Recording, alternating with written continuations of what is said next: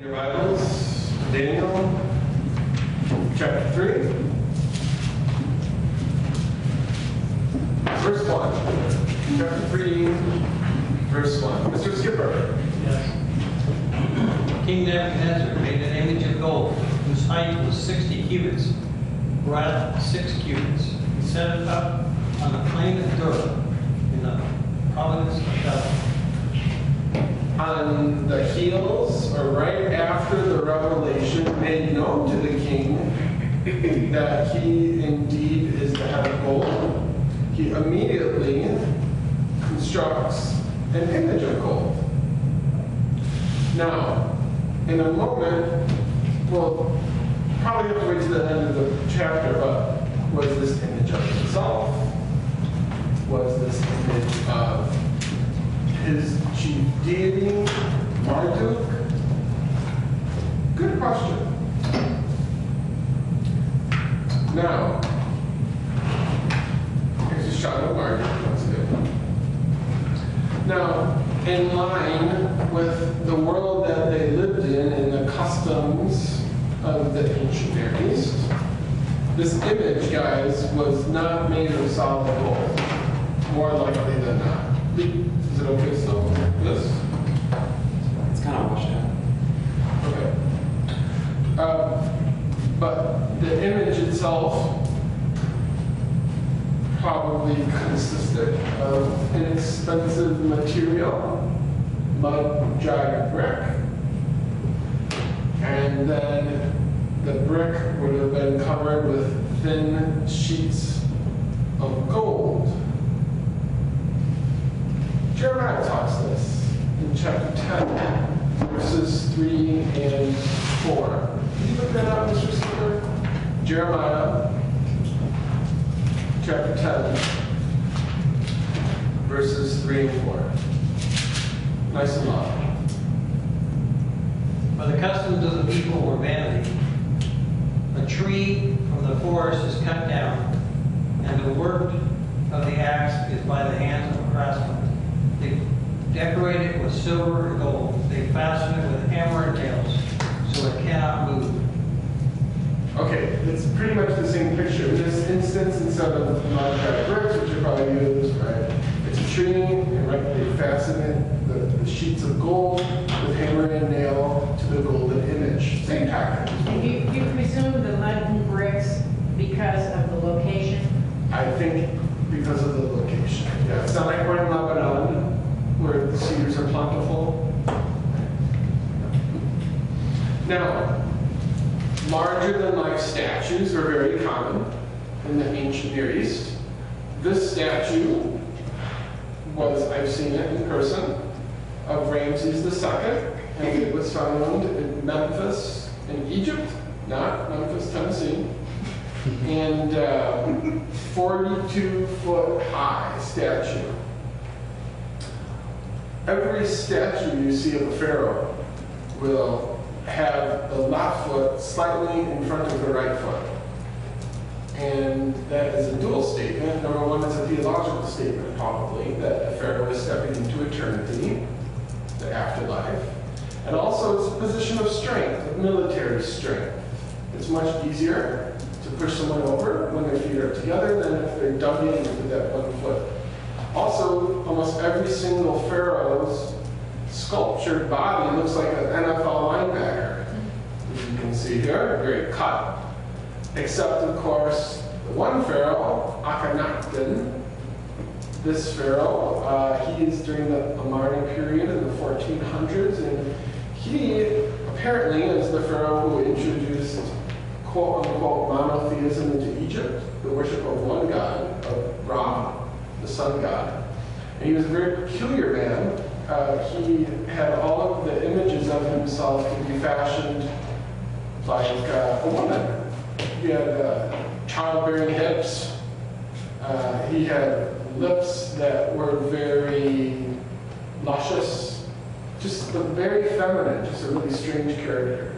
And then, of course, one of his descendants was Tutankhamun. But this is during the period of time of the Judges. This stuff was going on. But nevertheless, almost in every culture that ancient Near East would have these larger than life statues that we see right here. Now, if we use the standard cubit, since it was 3 square cubits or 60 cubits, the image would have been about 90 feet high, maybe something like that, or twice as big as that dude right there. I mean, just gigantic. Okay? That's why I surmise it wasn't made of pure gold. Okay? I mean, it's not like the feds today. You just print money, right? You just can't print gold. Okay? So about 90 foot high, about 9 foot wide. If we use the royal cubit, which is about 21 inches approximately, okay, then we're talking way over 100 feet. Okay. Now, it's probable that the dimensions were chosen in regards to the image for, number one, architectural efficiency. So it doesn't tip over in everyone, right? But also because of the number 60. The number 60 was very sacred to the Babylonians. And the image you're seeing here is of the Babylonian god Anu, A-N-U, who's the god of heaven. And this number 60, which we'll talk about in a couple of minutes more, was associated with him. So you have architectural efficiency being the 60 cubits, and then you have the number 60, right, because it's associated with one of the main gods in the land. Now, perhaps the image that why did he choose this, right? 3 square cubits high and 6 cubits wide. Maybe the dimensions of the image that he erected in the plain of Dura is the same exact dimension of the statue that he saw in the previous chapter, in his vision. It's a possibility. It's a possibility. Now, as for the location, yeah, go ahead. There's also some ideas that the Hebrew or Daniel made 60 cubits high because 6 is an incomplete number. That's a possibility. I didn't catch that. Say that again. He's suggesting that maybe it's the author, because 6 is incomplete, the number 6 is incomplete, that maybe that's one of the reasons why the author chose to make it 60 feet and 6 inches. It's an idea. Can you turn the air conditioning on colder, please? Make it, don't tell Dr. Nicholas, we'll make it like 72 or 73. Okay. So, as for the location of this event, where did it take place? Well, we know it took place according to the text in the plain of Dura. Plain of Dura. Now, the word Dura probably means dwelling, the plain of the dwelling, or some have suggested that it could mean wall. It could mean a wall. So, there's a big if. If Dura means wall, it's possible that this event took place between the outer wall, maybe, and the inner wall of the city of Babylon. That's a possibility. Some have even suggested that it could have taken place in the city of Dura, which makes sense, which was, we don't know exactly where it was located. It eludes biblical geographers, but it was probably somewhere on the Tigris River. Okay, so when you read this, think of one of those two places in the plain, right by the Tigris River, or maybe it was in between the walls of the ancient city of Babylon. Okay. Here's Babylon, so there's somewhere right in there. Verse 2, Zach. And King Nebuchadnezzar sent word to gather together satraps, the administrators, the governors, the counselors, the treasurers, the judges, the magistrates, and all the officials of the province to come to the dedication of the image which King Nebuchadnezzar had set up. So, a royal decree went forth throughout the entire empire that the presence of all local and federal state representatives was requested. Modern day example, all senators, all congressmen, you need to come to Washington, D.C. ASAP for the dedication of the statue of Barack Hussein Obama.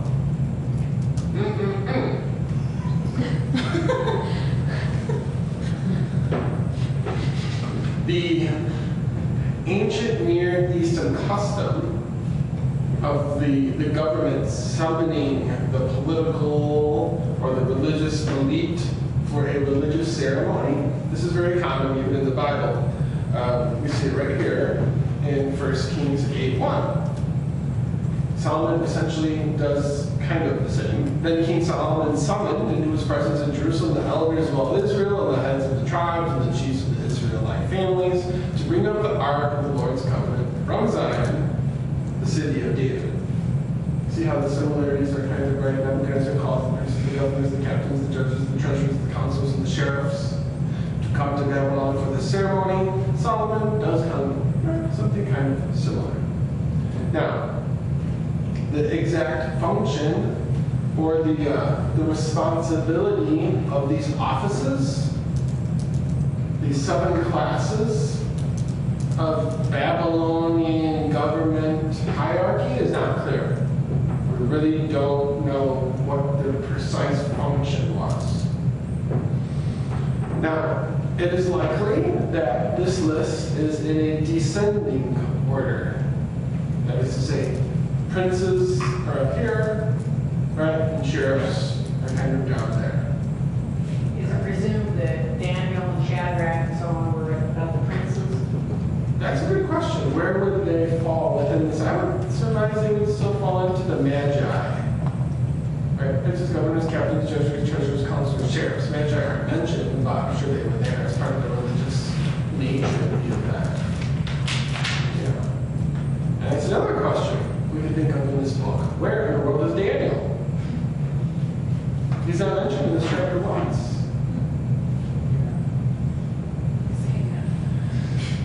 The world of the Bible, the custom of dedicating religious objects, the Israelites did the same when they dedicated the altar. Right? When Numbers 7:10, when the altar was anointed, the leaders brought forth their offerings for its dedication, presented them before the altar. King Solomon dedicated the temple in Jerusalem, 1 Kings 8:63. Solomon offered a sacrifice and fellowship offering to the Lord, 22,000 cattle and 120,000 sheep and goats. So the king and all the Israelites dedicated the temple of the Lord. Same kind of idea, gathering together the religious and political elite for some kind of ceremony. Verse 3, Catherine. Then the princes, the governors, the captains, the judges, the treasurers, the counselors, the sheriffs, and all the rulers of the provinces were gathered together unto the dedication of the image that Nebuchadnezzar the king had set up. And they stood before the image that Nebuchadnezzar had set up. Good. So, after an undisclosed amount of time, no one knows how long, probably sooner than later, the hierarchy of the Babylonian government are gathered together to Washington, D.C., to the capital city, to Babylon for this ceremony. Now, the list of dignitaries is again repeated, and I think it's doing that probably to heighten the drama of the situation.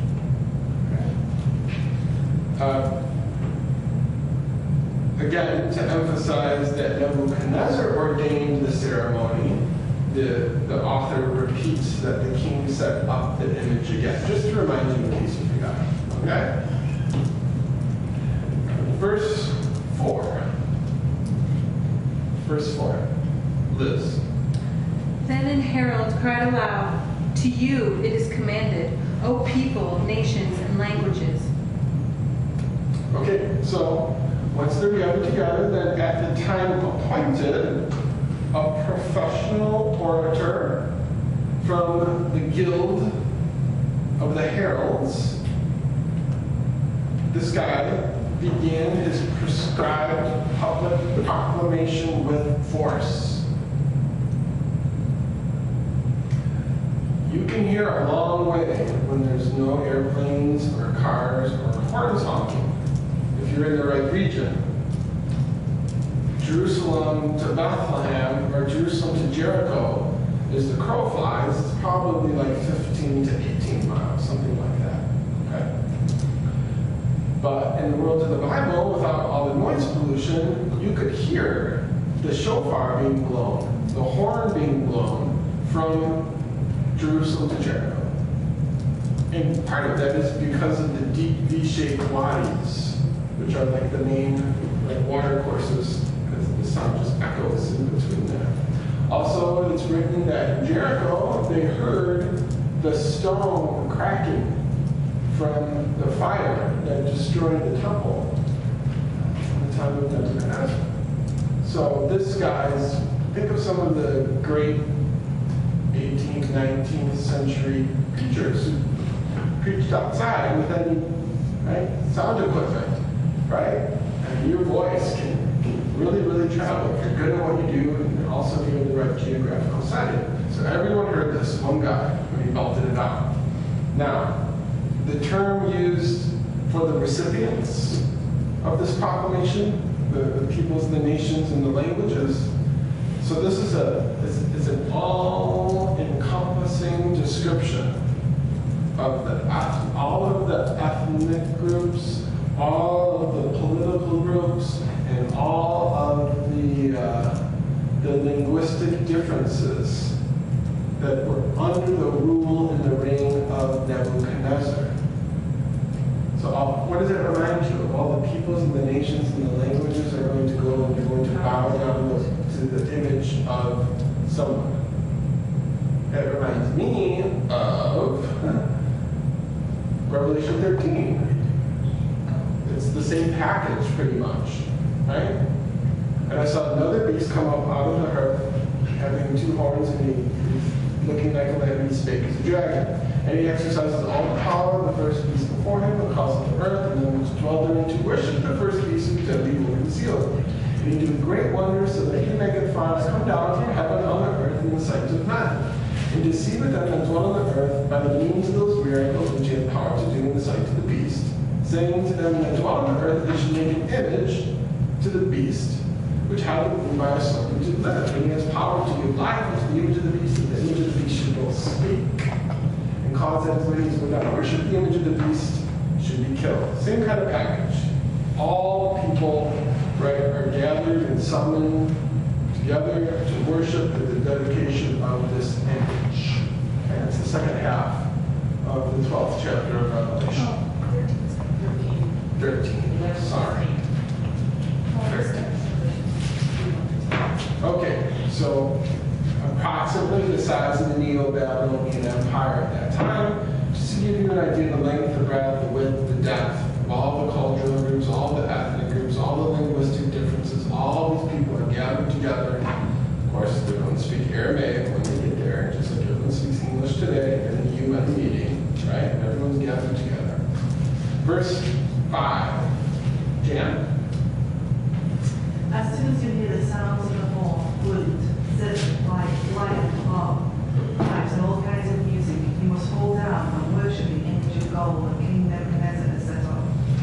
Thank you, Jane. Sorry, I do Jane sometimes. It's okay. I have to know the one. Okay, so this verse right here attests to the fondness of the Babylonians, especially the Babylonian monarchs, which they had with music. Right here, you're seeing part of the relief from Babylon that shows them with stringed instruments, harps, etc.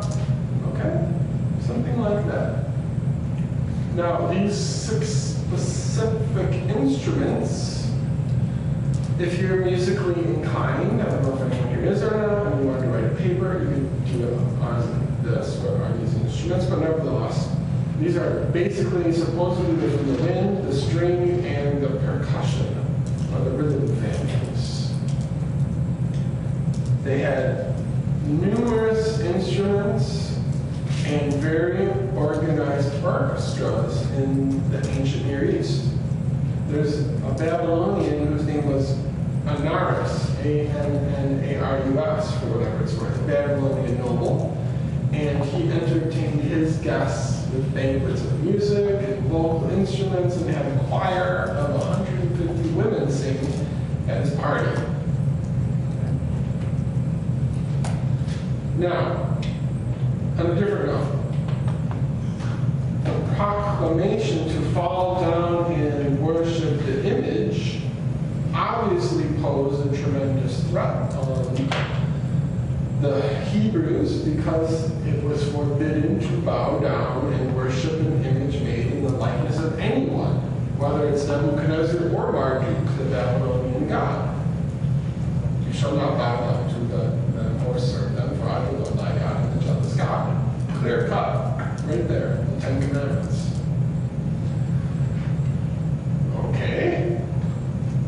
Verse number 6. Elena. But whoever does not fall down and worship shall immediately be cast into the furnace of blazing fire. So this is the first indication in the scriptures of so short a division of time. Hour. This is the first time the word hour is used in the scriptures. The word right there, Shabbat. Now, the word's a very vague expression, and it doesn't have a definite time attached to it, as we understand by our word, hour. It's interesting because supposedly the Babylonians are the ones who invented the 24-hour cycle.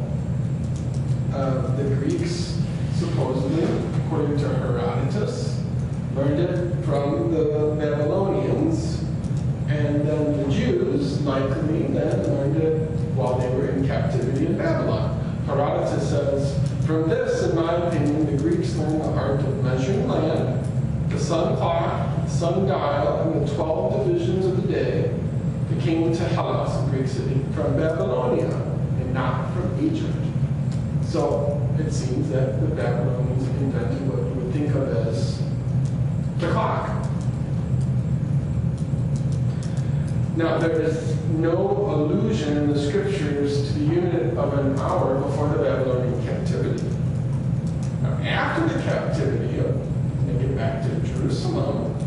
For example, right here in John 11:9, Jesus answered, are there not 12 hours of daylight? And anyone who walks in the daytime will not stumble, for they see by this world's light. Now, whether they had a 24-hour clock, I'm not sure. I mean, how can you tell what time it was if you're out in the field? I'm sure you'd get pretty good at it if you got used to looking up. Well, we don't look up today, we look at our phones. But nevertheless, the effect of disobeying the decree to bow down and serve the image would result in instantaneous and certain death. A decree of the death penalty followed by immediate punishment. This reminds us of the policy issued in the previous chapter. If you will not tell me the dream and the interpretation thereof, you shall be cut in pieces and your houses shall be made a dunghill. Right? If you do not bow down and worship the image, you shall be cast the same hour into the midst of the burning fiery furnace. Same kind of package. Now, on a different note, the construction of mud and brick making, which we saw a picture of earlier, and producing the necessary heat for baking because these probably aren't sun-dried bricks. Because if you have a fiery furnace, why would you have your bricks dried in the sun? Okay. So to make that heat, some have suggested that the heat of the thing could have been up to 1,000 degrees Fahrenheit. It's possible. So this is like a kiln. Exactly. And then we're going to talk momentarily about where was this kiln statue? Well, I was thinking about the gold. I mean, they melt gold. That's a good consideration. That's a consideration. Would the gold sheets melt if the fiery furnace was in the base of the statue?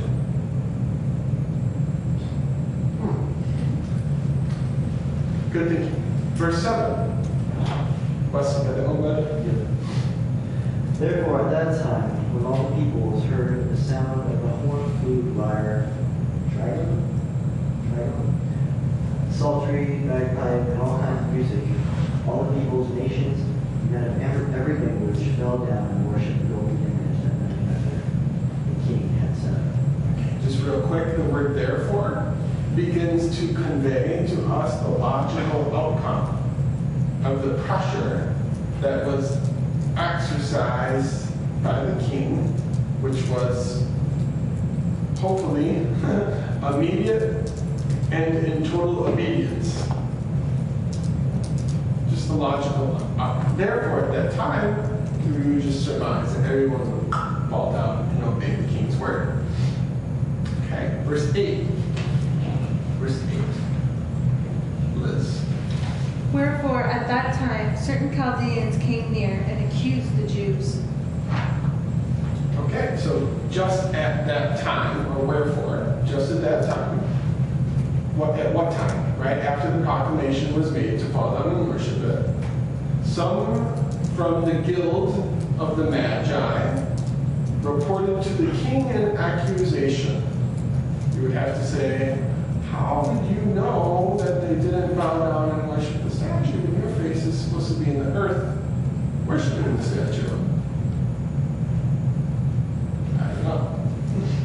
Now, the Aramaic, remember when the Aramaic section, word for accusation, it's karatz, Q-U-E-R-A-T-S. Now, this is a violent word. It says, wherefore at that time certain Chaldeans came here and accused the Jews. What is the force behind the word accuse? Well, it not only means to slander, but it also conveys the idea of verbal cannibalism. Or the Chaldeans are chewing, maliciously chewing on the Hebrews, looking for an occasion when they would slip up, as it were, and stumble, taking that opportunity and now slandering them or committing cannibalism with their words, as it is. Now, throughout the whole book of Daniel, guys, it's only in this one chapter that the term Jew, Yahudim, is used. And in both instances, it is probably used in a derogatory way. The only times. Right here and in verse number 12. Now these are little clues that when we read the scripture, you notice that the word Yahweh, all, Lord in all caps, it's not used in Daniel, except chapter 9. Why is that? Why is it that the word Jew is only used twice in Daniel? It's only used in the one chapter. These are, this is not freshman stuff, right? This is stuff that you got to process and work out and think and etc. And it's also interesting that Jew is only used Ezra, Esther, Zechariah, and Jeremiah. Good. So if that were the case, how could it looks like the development of Daniel occurred over a longer period of time into the Babylonian era. Well, Ezra, Esther, Nehemiah, and Jeremiah. So Ezra, Esther, and Nehemiah are all obviously posting, so like the only time Jew is used, except for Jeremiah. That's you have to look at them when you see these anomalies. Okay, where else is this word used? Is this like read last week? Is this an Egyptian loan word? Remember the word magician that we talked about last week? And since it is an Egyptian loan word, and these magi are in his court, maybe that since we know historically he was just in Egypt, maybe these are Egyptians. And then when you read it, you can visualize it in your mind a little more precisely. Well, I had thought, apparently incorrectly, that the term Jew didn't come until after they returned. So obviously not because it's used here. Well, that's a question to think about, isn't it? If the word Jew only happened after they returned, I don't know where we get that from, but I'm not saying you're wrong. But, you know, okay, then Ezra and Nehemiah and Esther, which are all post-exilic, right? That comes into question, and you have to say, well, what about Jeremiah? Would that then change the date of Jeremiah in your mind's eye? If he's using words that everyone else uses that are after 586, and he, you know, not necessarily, but Well, you could have Jeremiah writing, and then you would have something that looks on the text or redacts the text. Add that term. That may not have been in the original. Like Daniel may have not have used Jew, but it's the people, post-exilic or down the line as they're molding the book of Daniel, they have added it. that happens sometimes in the scriptures where the author will use a modern place name, like in Genesis 14. He said, how does it go? And when Abram heard that his brother was taken captive, he armed his trained, chapter 14, he armed his trained servants born in his own house, and 318, and pursued them unto Dan. That's what he says in Genesis 14. Well, that's like 2100, 2000 BC. Laish, which is Dan, Dan's not called Dan in 2000 BC at the time of Abraham. Dan's not called Dan until the time of the Judges, 700 years later. So obviously, someone, when they're copying it, the scribe, they're putting in,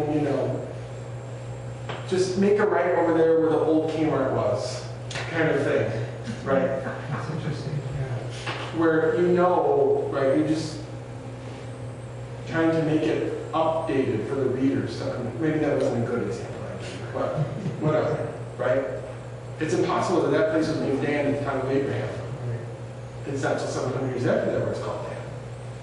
So that happens sometimes. It does. It doesn't mean it's less scripture or anything like that, but it happens. Okay, verse 9. Wesley. They responded and said to Nebuchadnezzar the king, O king, live forever. So before the Chaldeans reprove the Jews, chew them up and spit them out, they begin a dialogue with this customary salutation of admiration to the king.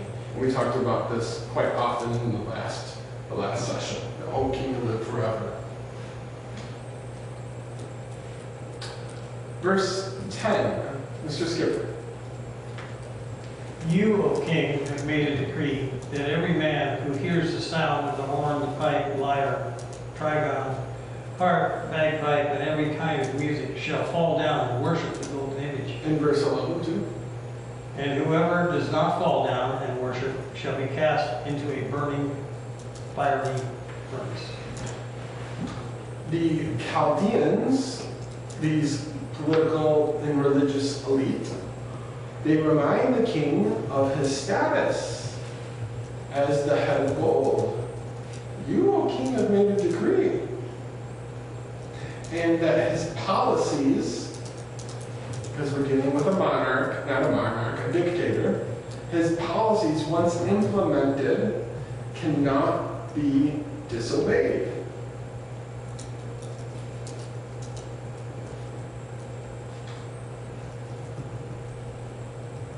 Verse 12. Zach. Was that as firm with the time of Nebuchadnezzar as it was in Darius? In Darius? The Medes and the Persians, I know, was really set forward. Well, we saw in the previous chapter that since he is the dictator, he can flip and change his mind whenever he wants without any shame. Right. Because remember, he says that everyone from all the guilds of all the men should be destroyed now. And of course, there was a little interval there, right? Because Daniel could find Arioch in the chain and work his way up there. And he changed his mind. Yeah. Imagine the government changing their mind. There are certain Jews from whom you have set over the affairs of the province of Babylon, Shadrach, Meshach, and Abednego. These men, O king, have not paid due regard to you. They do not serve your gods or worship the golden image which you have set up. Unfortunately, for the king, quite a situation here. Because these were not common Jews who disobeyed his direct decree. But these were men whom he had previously established as administrators over the province of Babylon. The refusal of the Hebrews to adopt the pagan custom, as well as their appointment to the highest offices in the whole land, this was apparently a source of great jealousy between the Hebrews and their counterparts. Not only do these people come in as slaves, but they're promoted to rule the province of the land, and on top of all that, they don't even worship the same gods that we worship. Jealousy, bitterness, envy, hatred. And they're obviously waiting for an opportunity to literally, or whatever, burn them. Now, the Chaldeans made it a point, as we can see here, to inform the king that the supposed rebellion of the Hebrews not complying to the decree would have brought great public shame to the king. Because he had previously promoted these guys, which you have set over the affairs of the province of Babylon.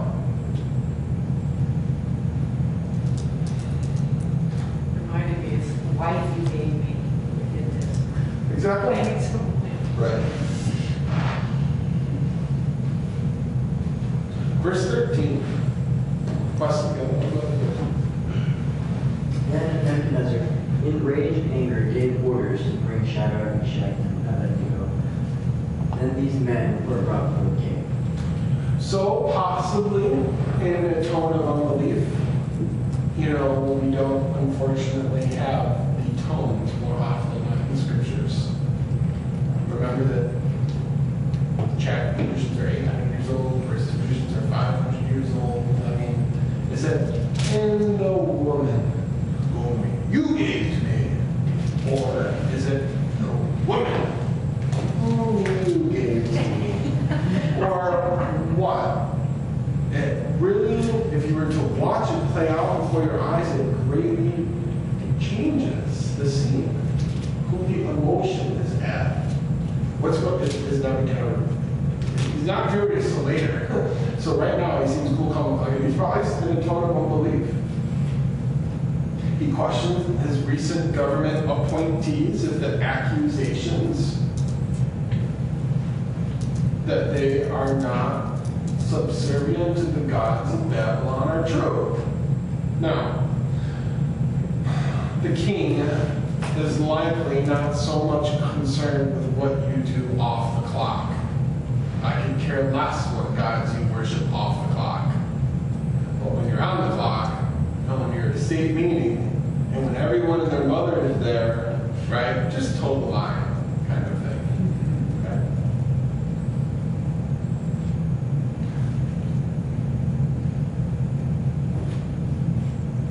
Verse 15. Zach. Now if you are ready, at the time you hear the sound of the horn, the flute, the harp, the lyre, psaltery, in symphony, with all kinds of music, and you fall down to worship the image which I have made, good. But if you do not worship, you shall be cast immediately into the midst of a burning fiery furnace. And who is the God who will deliver you from my hands? So surprisingly, I mean, this is like a wow right here. The king attempts to persuade these guys and offers these Hebrews a second chance to rethink your insubordination and obey the royal decree. I'm just going to overlook it once, okay? And which infers that this was not just a one-time sound of the cornet, flute, harps, and psaltery, dulcimer, and all kinds of music, right? This is an ongoing rock concert kind of thing.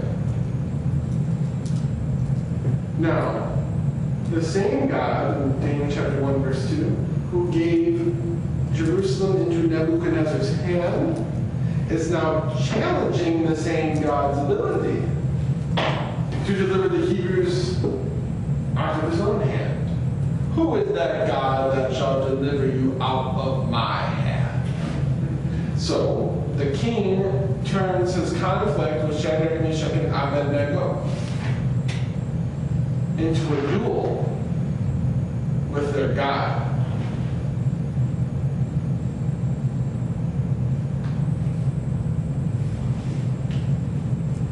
Has he forgotten? What's that? Has he forgotten what happened before? In chapter 2. That's a good question. That's a good question.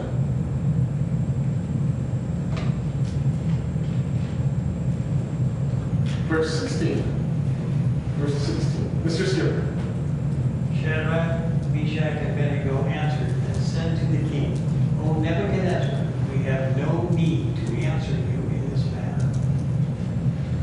So the response of the Hebrews to the king is one of respect, but it is also a challenge to the king that they are not obligated to respond to his confrontation directed at their God.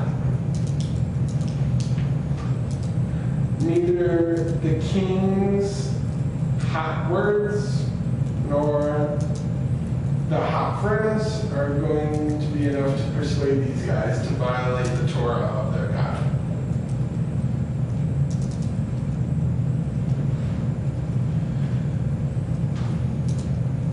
Verse 17.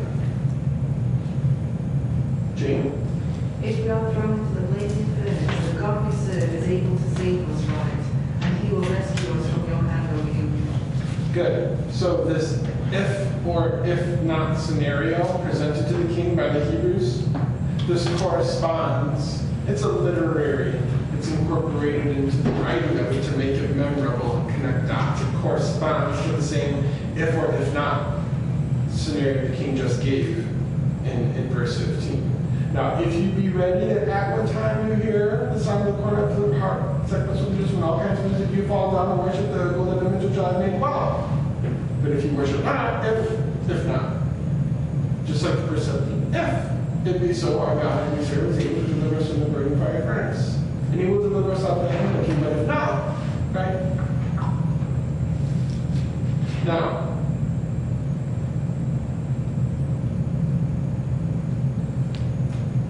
the Hebrews are not questioning the power of God.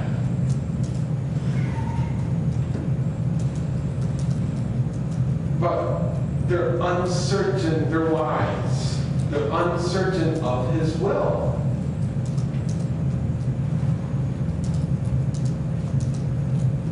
And of his plan, because they don't know if God's going to perform a miracle. Miracles, guys, are rare. Judges 6:13.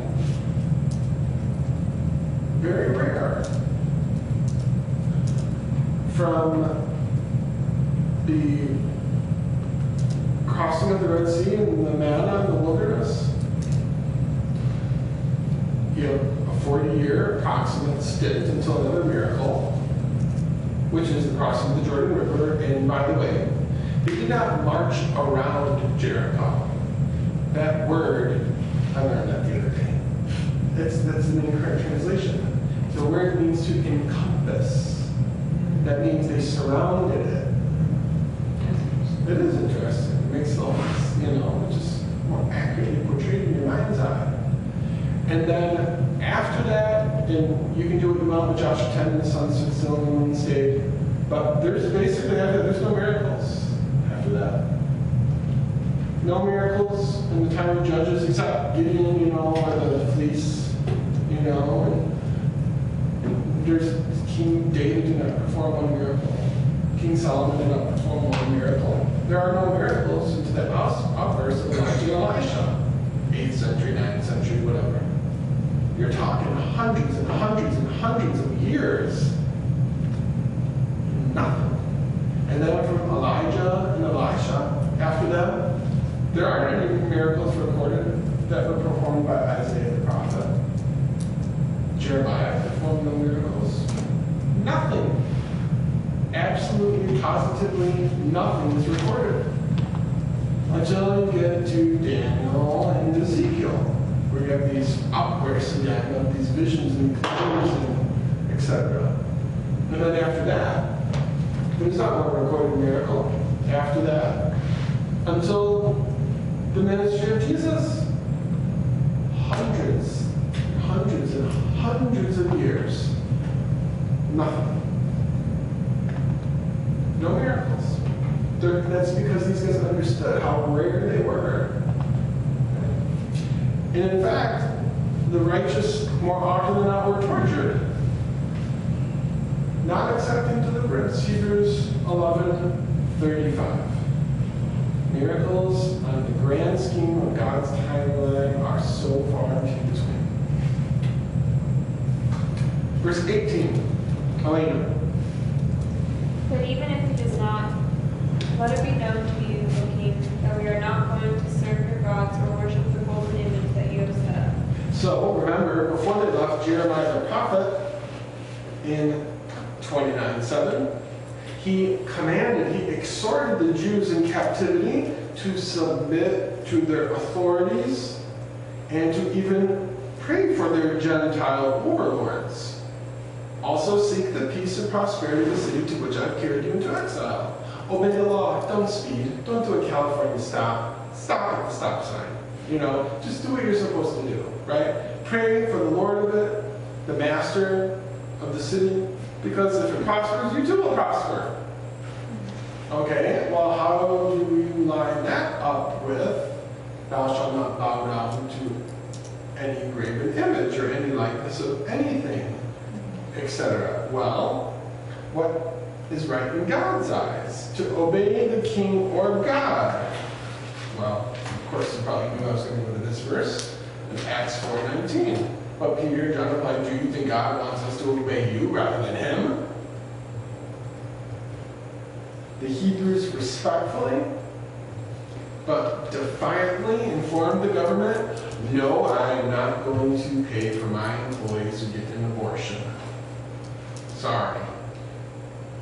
And then they go to court, and Hobby Lobby wins. Okay? We respectfully but defiantly inform you that we cannot submit to your royal decree. Because, do you want us to obey you or God? Yes? So are you trying to apply that to us today? I'm not. Chapter 3, verse 19. Liz. Then was Nebuchadnezzar full of fury, and the form of his visage was changed against Shadrach, Meshach, and Abednego. Therefore he spake, and commanded that they should heat the furnace 7 times more than it was wont to be heated. So there is a progression in the anger or the wrath of the king from the beginning of the conversation in verse 13. Because in verse 13, then Nebuchadnezzar in his rage and fury and commanded to bring Shadrach, Meshach, and right here, then the king was full of fury. So after listening to what they had to say in response to his kind offer to give them a second chance, and they declined it, then he turns it into a battle between him and God. Then he's full of fury, that internal rage of the king, it boiled over into what you could think of like an outward appearance of frenzy. He's had it. He's lost the top.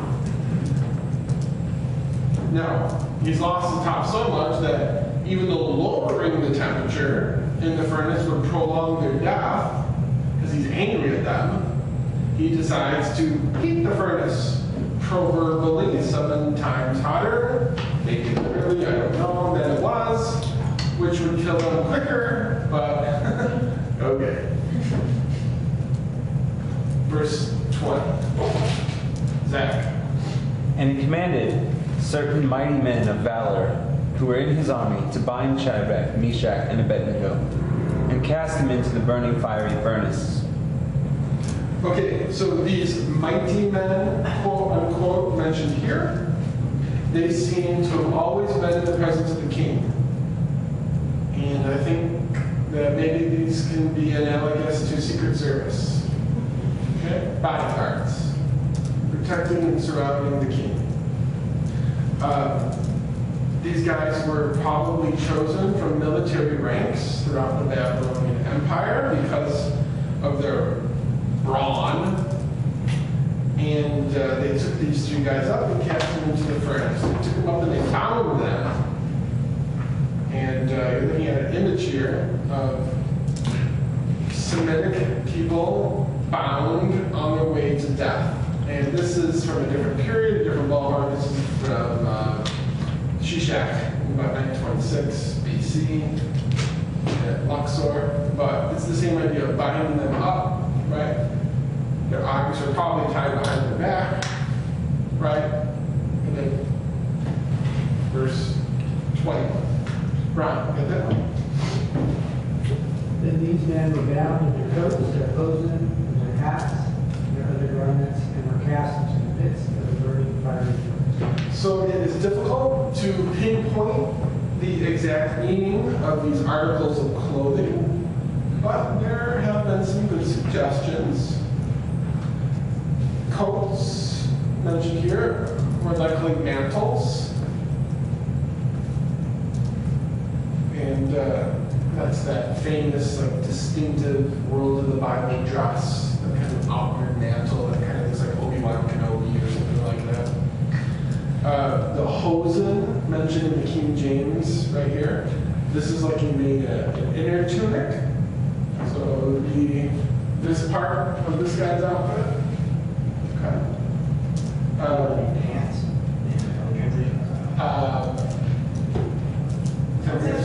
It says pants. Trousers. Interesting. Because of the words of the Bible, there are no such thing as pants. You know, it's funny that they would translate it like that. Yeah, there are no pants. That's it. Hats. Hats are turbans. People in the world of the Bible wear turbans. I'm sure if you on a hot summer day were walking down from Nazareth to Cyprus or supporting that when you cross Jesus, you wear a turban. Because that's what you do in that part of the world at that time of day. Do you want the 100-degree sun beating down on your head? Go ahead. I'm apologizing. Are those things turbans, or I always think the turbans is things going up? Yeah, we kind of think of the Indian turban, don't we?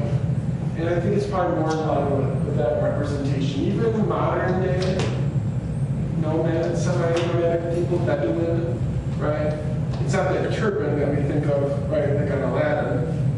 It's more of that kind of look. Okay, and then the final one, in their outer or their other garments, just likely probably a cloak worn over all their other articles, something like that. Which, we really can't infer from this the time of the year, But maybe you could because they're wearing hats, and since you only wear a turban outside and it's hot out, right? Maybe it's, who knows? Okay. Anyone else? Can you go back where he heated up the furnace 7 times? Is there anything Yes. magic about the 7? It could be proverbial, kind of like in chapter 1, and they found them 10 times better than all that were with them. You know? I think the number 7 was important for Egypt and Babylon. That's kind of a complete number in addition to the. Okay.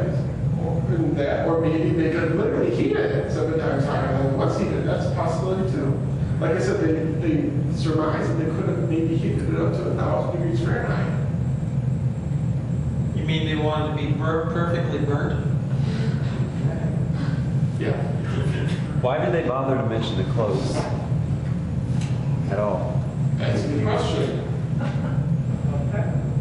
Well, probably did, because it gives us an example of what people, exiles in Babylonian war at that time.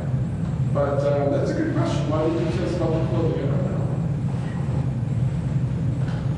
Verse 22, Liz. Therefore, because the king's commandment was urgent, and the furnace exceeding hot, the flame of the fire slew those men that took up Shadrach, Meshach, and Abednego.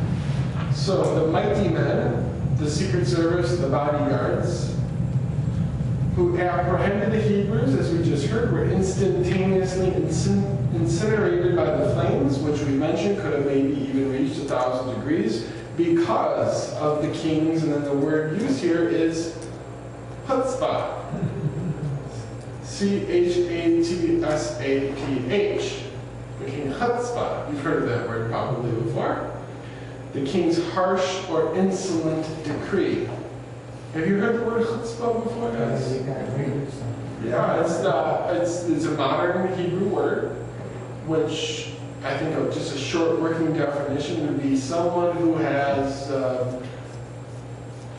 over-the-top courage, or someone who's just absolutely fearless, or on the other hand, it could be someone who's mashugana, who's touched in the head because he just did what he did.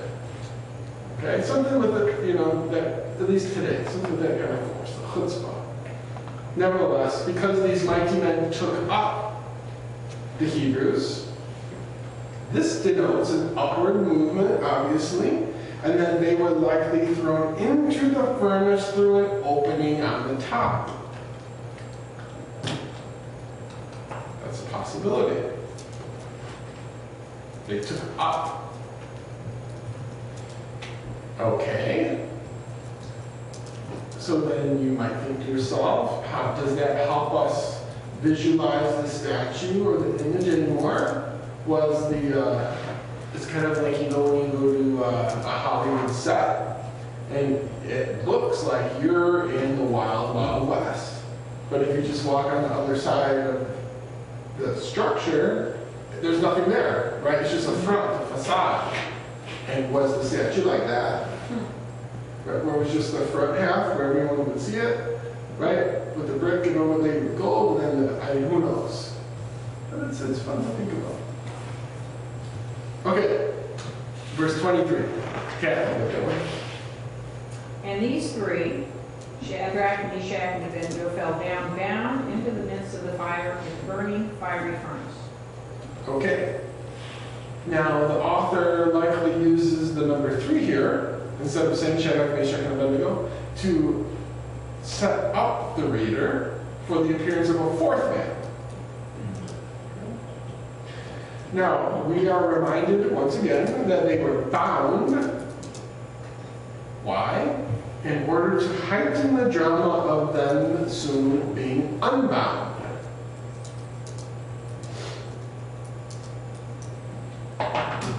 Verse 24. Liz. Then Nebuchadnezzar the king was astonished, and rose up in haste, and spake, and said unto his counselors, Did not we cast 3 men bound into the midst of the fire? They answered and said unto the king, True, O king. So the amazed and the alarmed king arose from his throne, which more likely than not was at a comfortable distance from the flame, and inquired of his advisors what he already knew. Verse 25. Right, you have that one, please? He answered and said, Lo, I see 4 men in the midst, walking in the midst of the fire, and they have no hurt. The form of the fourth is like the Son of God. The king continues the dialogue with his advisors by being the first one to notice and to point out the miraculous appearance of the fourth man, who apparently unbound the three previously seized men, let them loose. Was Nebuchadnezzar the only one who saw the fourth man? Did his advisors also see the fourth man? Didn't what it did. I don't know. Now, the fact that these men are unhurt is, of course, to contrast with the mighty men who were just slain by the fire, not by might, not by power, but by my spirit. Now,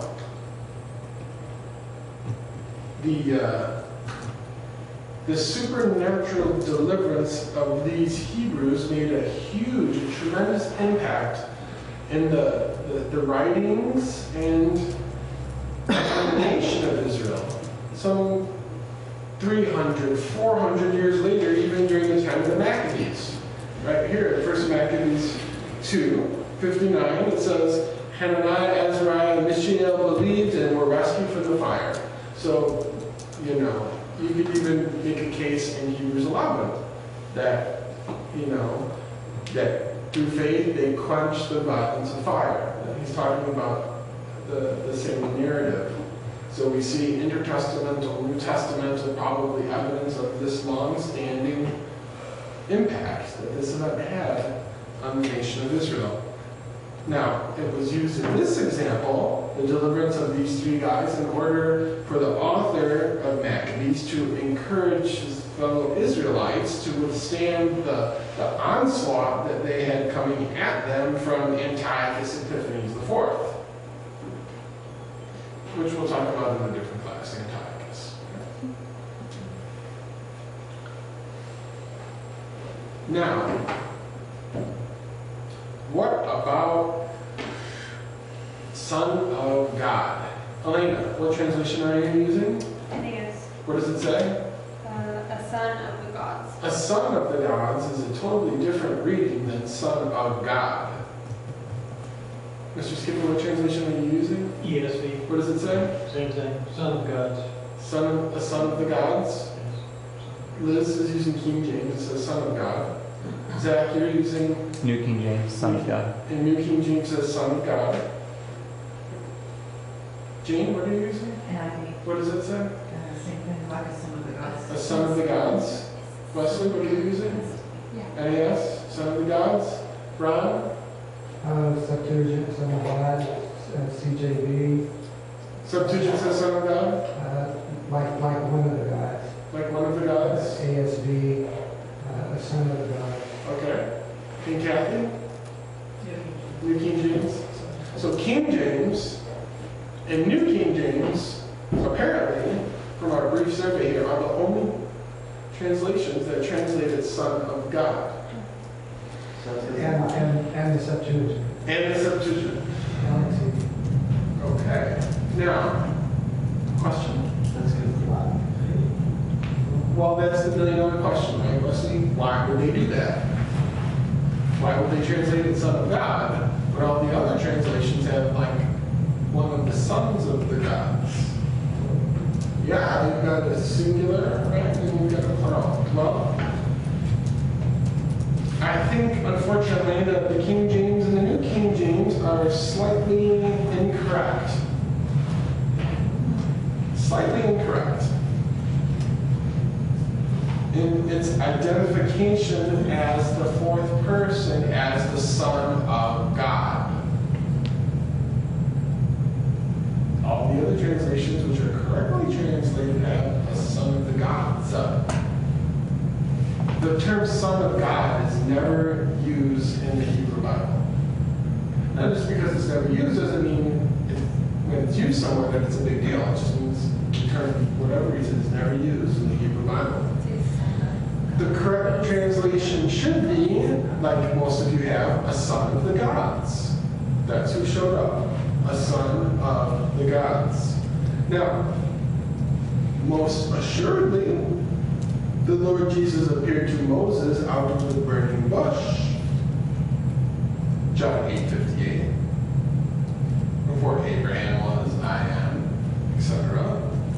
And others, many others, have thought to have read in the scripture appearances of the pre-incarnate Christ in the Tanakh.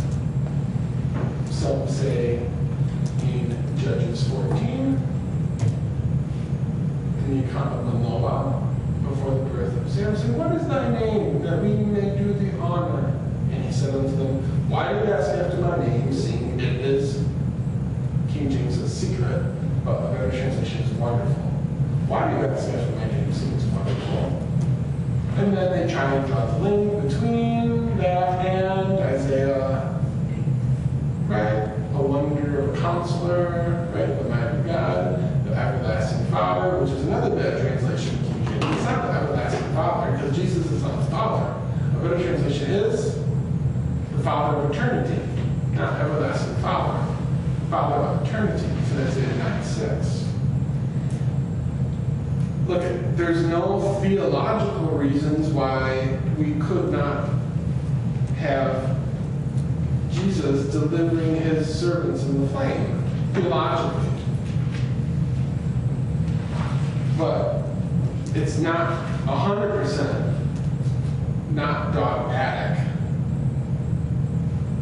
Indeed, one second, let me finish this sentence. It was not dogmatic that it indeed was Jesus, because later the fourth man is called a messenger or an angel or something like that. Go ahead. I was just thinking that you really aren't having Daniel talking about this image. You're having Nebuchadnezzar talking about the image. And I think it would be rather interesting for Nebuchadnezzar to be thinking about the Son of our God. Nebuchadnezzar was a polytheist. It would be more likely for him to be talking about sons of gods. Very good. Exactly. That's who he is. He's a polytheist. Like I said, theologically, it wouldn't be a problem of Jesus making a pre-incarnate appearance somewhere, but textually, the words don't say that. Okay. Now, it's not a big deal, unless, maybe you're a Sunday school teacher teaching children. And if you are, right, then we can explain it the right way to them, It could be, maybe, but it doesn't say it this time. So don't tell the children it is Jesus, because you can't say that. That's all. Okay. Now, nevertheless, the fourth man, whoever it may be, the Talmud, the Babylonian Talmud, for your 2 cents, it says it's Gabriel. You can take that for what it's worth. Okay.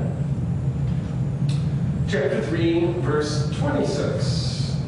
Zach. Then Nebuchadnezzar went near the mouth of the burning fiery furnace, and spoke, saying, Shadrach, Meshach, and Abednego, servants of the Most High God, come out, and come here. Then Shadrach, Meshach, and Abednego came from the midst of the fire. Okay, the Hebrews that quenched the violence of the fire are now greeted at the side door of the furnace, probably the side door of the furnace, right, they're dropping the top, by the bedazzled king, who now addresses their God as the Most High God. And this is a term that is used quite frequently in this book by Nebuchadnezzar and others in regards to the God of Israel, the Most High God. Doesn't mean he's the only God in their thinking, right? He's the Most High of the gods. The description of God as being supreme, like I just previously summed up, is primarily used by non-Hebrews, i.e. polytheists. And it's also used in, interestingly enough, in the dialogue between Abraham and Melchizedek. When then the king of Sodom said unto Abram, give me the goods and take the people. No, that's not close. And the king of Sodom said unto Abram something. And then Melchizedek, king of Salem, brought forth bread and wine, and he was the priest of the Most High God. It's also used in the narrative of Balaam, Numbers 24:16. So Melchizedek, a Gentile, uses the term Most High God. Balaam, a Gentile, Numbers 24:16, uses the term Most High God. The king of Babylon, in Isaiah 14:14, uses the term I will be like the Most High, as well as it's also used by Hebrew in Psalm 78:56 by Asaph. Okay, just a few examples. More often than not, when the term is used, it's used by a non-Hebrew who's a polytheist. Yeah. Then if it's a non-believing, non-Hebrew, why is it capitalized? Well, I don't think it's always not believing, because we have Melchizedek, right, who's believing. Yeah. Yeah. That's another good question. Why are certain words capitalized? You know, Satan is adversary, and it should be capitalized. It should be little s, more often than not. Why is, Most High, the M and the H capitalized? And this is part and parcel of, why, which we'll see in a moment here, a terrible chapter break.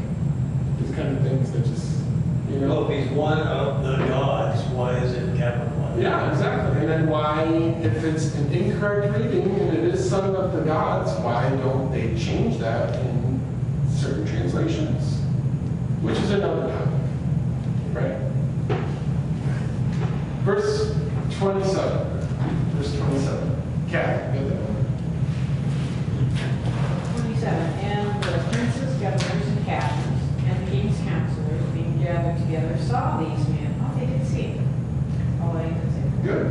Upon whose bodies the fire had no power, nor was a hair of their head singed, neither was their coats changed, nor the smell of fire had passed on them. So apparently the abridged list that we have here of these administrators, they apparently didn't see the fourth man. Well, if they did, it doesn't say they did. Correct? Because it says that when they saw these men, who are these men? Well, the one who has no smell on them, smoke and etc. Now, these dignitaries and these witnesses, guys, these are the eyes and the ears of the Babylonian government, and they are going to take back home with them this miracle that they just witnessed. So the fame of the God of the Hebrews is going to spread like wildfire in the Fertile Crescent. When the God of Israel chooses to deliver, he delivers completely. As none of the Israelites were slain by the angel of death, none lacked food in the wilderness,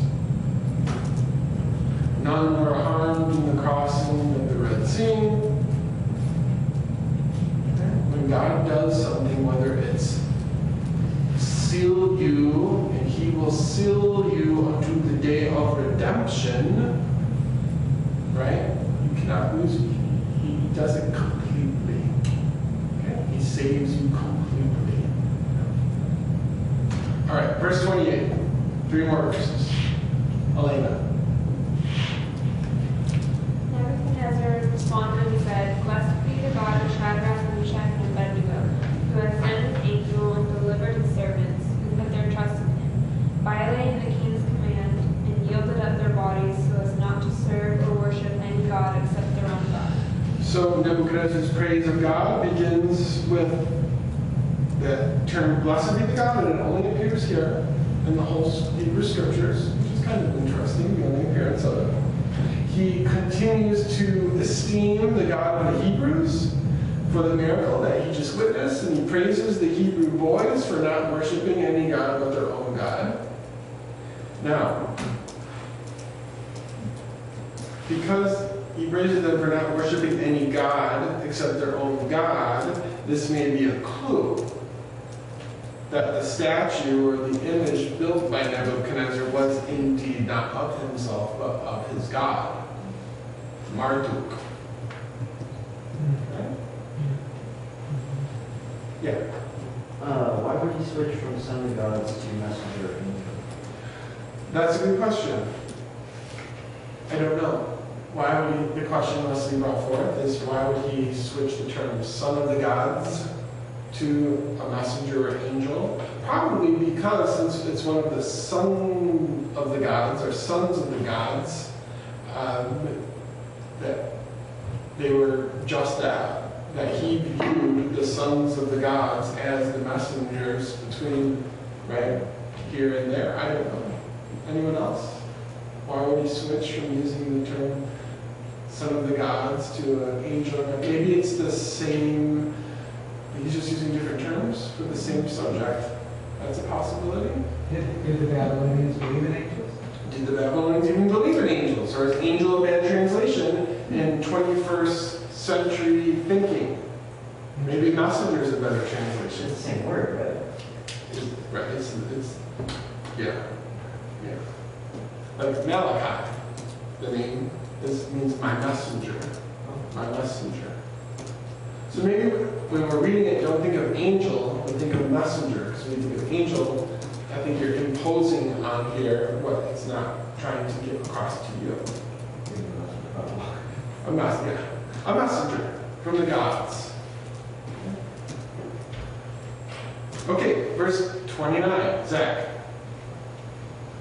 Therefore, I make a decree that any people, nation, or language which speaks anything amiss against the God of Shadrach, Meshach, and Abednego shall be cut into pieces, and their houses shall be made an ash heap, because there is no other God who can deliver like this. Okay, so instead of worshiping the golden image, those attending the ceremony and those who were under their authority back home, right, because you're going to take this message back home that the king is going to proclaim, they are now commanded, the entire empire is commanded now, with the highest level of decree, i.e. from the king's mouth, to worship the God of the Hebrews. And the form of punishment is similar to that decreed on the false magicians in the previous chapter, right? If you do not do this, then your house will be made a rubbish, a ruin, a dunghill, etc. Okay? So, who knows how this played out? How devoutly these representatives, when they got back home, enforced this decree upon their people, right? Did this put the fear of Jews in people? I mean, we don't know. Yes? Well, that's what I was wondering, how would they instruct their people? They would have to have Jewish people, you would think, to show them how to worship. Good question. It's a good thought. We don't know. And then finally, verse 30. Liz. Then the king promoted Shadrach, Meshach, and Abednego in the province of Babylon. So, finally, as at least in the English Bible, the chapter ends, the king quickly causes these three to be given great public honor by readmitting them to the rank and file of the Babylonian Empire, giving them back their old jobs with probably a little bonus or something like that too, for putting them for what they put there. Now, interestingly, the third chapter of Daniel in the Hebrew Bible doesn't stop here. It goes on through the first 3 verses of chapter 4. And I think that the scene is much nicer when you go to verse 3 of chapter 4. Okay, then the king commanded Shadrach, Meshach, and Abednego then the king promoted Shadrach, Meshach, and Abednego in the province of Babylon. Then here is the declaration, the proclamation that should have been brought to the 4 corners of the Babylonian Empire.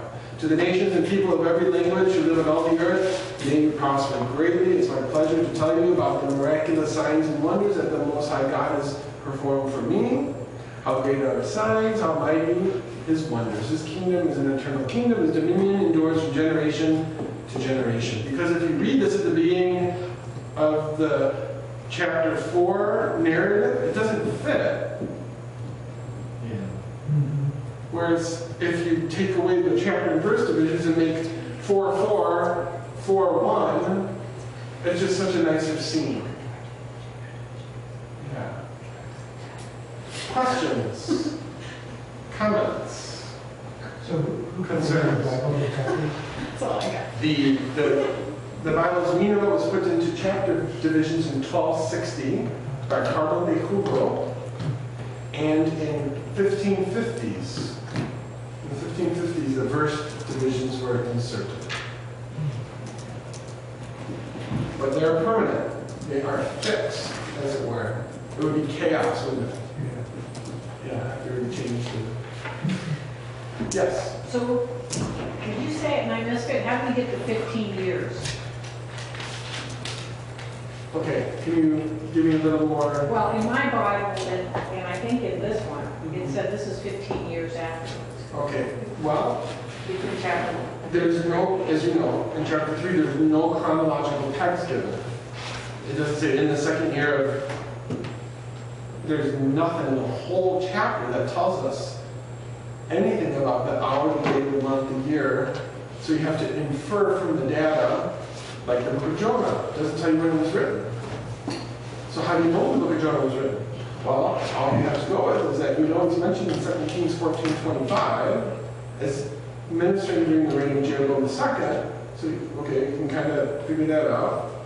And then you can also then infer from the book of Jonah that he was going to Nineveh before its major decline. But you can't say the book of Jonah happened in 752. Just like there's no pens in here to pinpoint the chapter's date. Anyone else? Good question. Questions, comments? What happened to the statue? What happened to the statue? Good question. It doesn't say.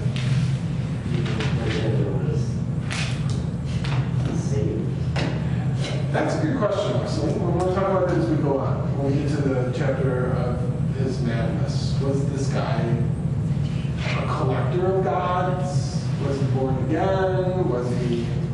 Right? Yeah, good question. We'll get there. Anyone else? On today's lesson?